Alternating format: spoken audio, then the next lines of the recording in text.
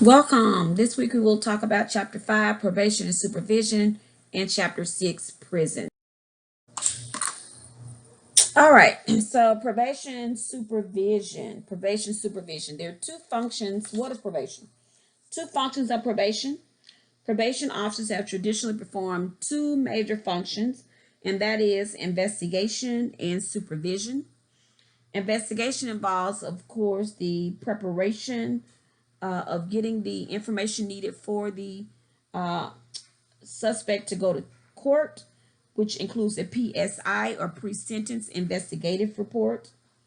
And the judge will use this report when they sentence an offender. And we will look more into that in just a second.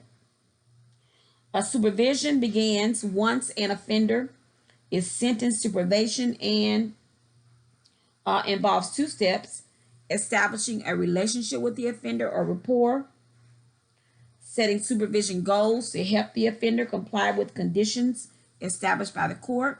And by way of these goals, it will be a list of things that will be clear to the person on probation as well as the probation officer that the person does violate or does not violate these restrictions. So for example, they may print out something saying you're on probation, you have to do 90 hours of community service, you have to be in by 9 o'clock, you cannot test positive for drugs, you have to show up here once a month, you have to pay a $25 fee, you cannot be around felons.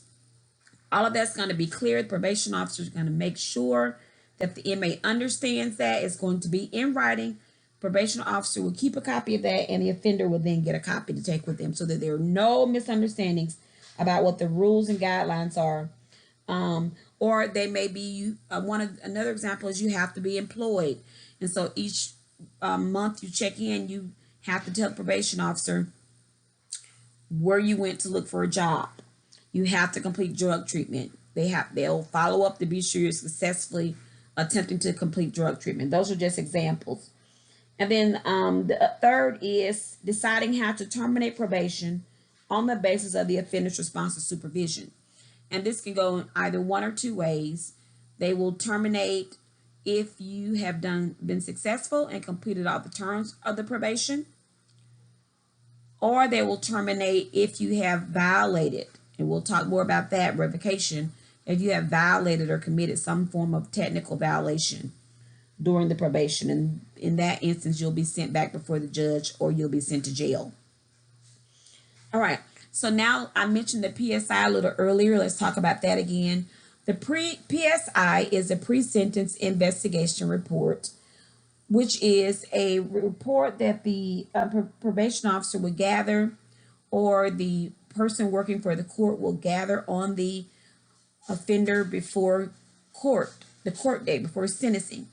The purpose of this PSI, or pre-sentence investigative report, is so that the judge will have a clear idea of who you are as a person. Often they will run a criminal history, which will give them a detailed account of what you have done in your lifetime as a criminal since you've become an adult. So any arrest or any convictions, any felonies, any misdemeanors, any traffic violations, any scars, marks, and tattoos, anything concerning you is going to be on that criminal history. They may go and talk to people that you have been in communication with. Of course, they look at your history, your past history, whether or not you haven't committed any crimes. And the judge will weigh in on all of this when he decides what your sentence should be. So that will determine whether or not you have committed this crime for a second or third time and need a more strict sentence, or whether you're a first-time offender and you only need a lenient sentence. So the PSI must be comprehensive enough for the judge to use it for the sentencing guidelines. And it's a common approach for a judge to order that, but they don't do in all cases. So some of the issues involving the PSIs, whether or not every inmate should have one, because judges use a lot of discretion. Should the judges use the PSI to determine whether or not, like if I've committed a crime in the past, why are you holding that against me for this crime? So is it fair to the inmate? How do they collect the information? If it's a criminal history and it shows an arrest, but I wasn't convicted. Should that be held against me? So there's some controversy when it comes to that PSI. Be sure to read so that you can get a clear understanding of it. All right. So now, who was the probation officer? The probation officer is a very, very important part of our correctional system. They have two important goals, which are sometimes conflicting. One of them is to enforce the law. The other is to help the offender. And sometimes those can be gray areas that overlap one another. For example, if the probation officer has a offender, first-time offender, that's a military veteran that uses, say, smokes marijuana because he has PTSD, post-traumatic stress disorder. One of the stipulations on the probation report is that he not do drugs, test positive for drugs. So during these visits, the offender, the probation officer, notice he's on time, he's doing his community service, everything else is fine. He's just tested early for marijuana. So the probation officer has to decide then whether or not he wants to violate this person and send them back just because they have this habit, because they have PTSD, or let them slide because that's not something that, you got murderers out here or rapists, and you want to put somebody in jail because they are smoking marijuana. Although it may be against the law, but what good does it play into the situation if we're going to have to eventually incarcerate someone because they decided that they needed to self-medicate. So that's conflict that probation officer has. Most probationers believe they have little effect on the supervision process because they think that probation officers have all the power.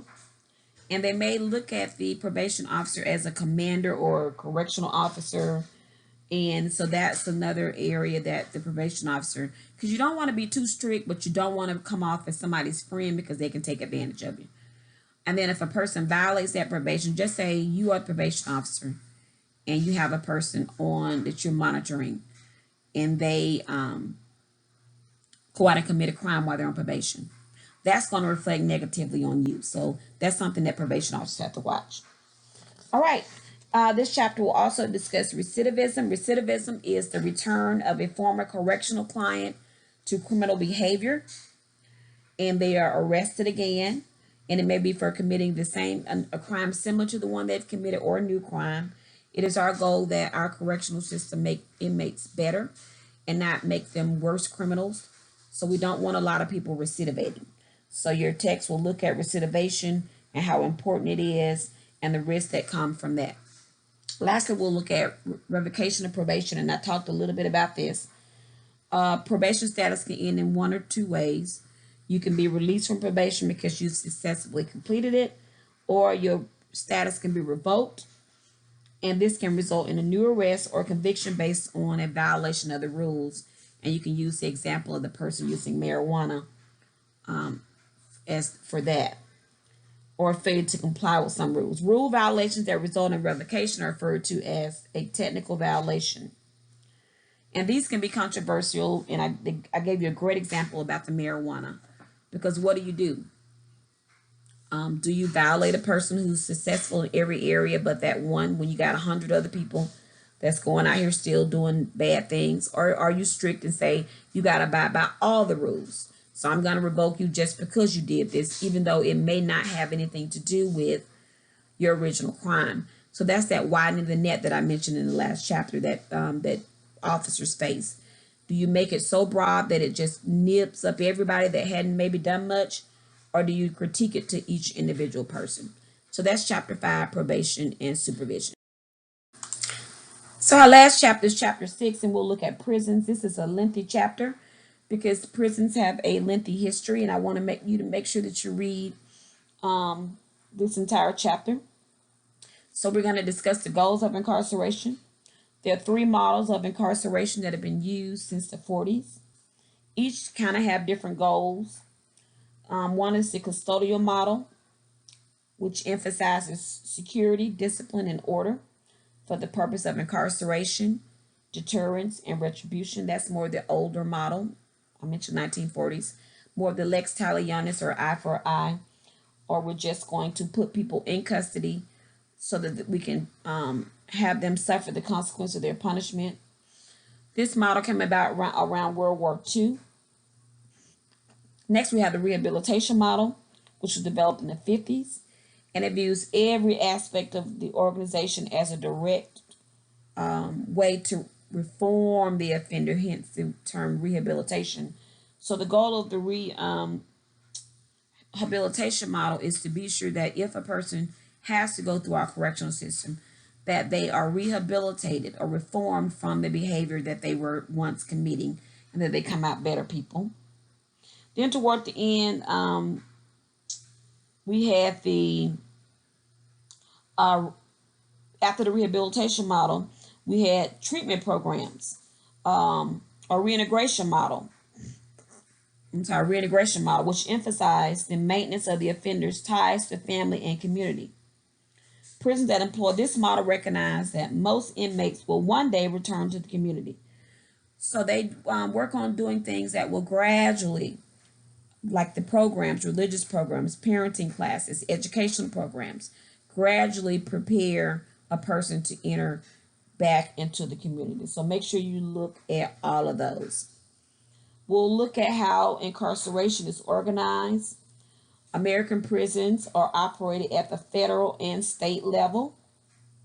Many of the prisons are very old and located in rural areas, and this is so that the goal of that was to keep them away from the general public. The prisons, state and federal, have different levels of security, and such as maximum, minimum, medium, supermax.